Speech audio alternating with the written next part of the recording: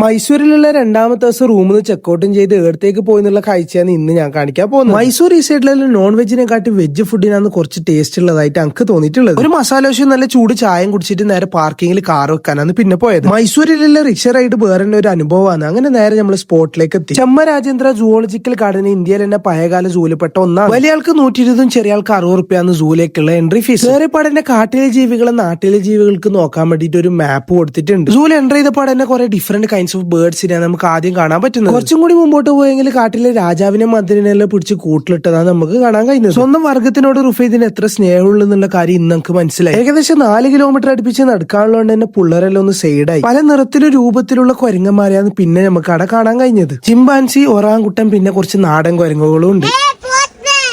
പലതര ജീവിനെ കണ്ട ആവശ്യത്തിലാണ് പാത്തും അറിയലുണ്ട്. നടന്നിട്ട് കാണാൻ കഴിയാത്താക്കി ഇരുന്നിട്ട് കാണാൻ വേണ്ടിട്ട് ഇലക്ട്രിക് വണ്ടി സർവീസ് കൂടി. നല്ല തിരക്കുള്ള സ്ഥലമായിട്ട് ഇതിനെ നല്ല വൃത്തിക്കാണ് ഇത് മെയിൻറ്റെയിൻ ചെയ്തിട്ട് കൊണ്ടുപോകുന്നുള്ളത്. മാനും ഇന്ത്യൻ ആനയോ ആഫ്രിക്കൻ ആനയോ ഹിപ്പോപ്പൊട്ടാമസിൽ ഉൾപ്പെടുന്ന ഒരു വലിയ സൂ ആണ്. പാമ്പിന്റെ കളക്ഷൻ ഈ സൂവിൽ കുറച്ച് കുറവാണെന്ന് തോന്നിയിട്ടുണ്ട്. സിറാജിനെ നോക്കിയിരിക്കുന്ന റുഫൈദിനാണ് നിങ്ങൾ കാണുന്നത്. ജീവിതത്തിൽ ഒരു വട്ടെങ്കിലും ഈ മൃഗങ്ങളിൽ ഒന്ന് നേരിട്ട് കാണണം. അപ്പൊ എന്നൊരു വീഡിയോ ആയിട്ട് കാണുമ്പോഴേക്കും ബായ്.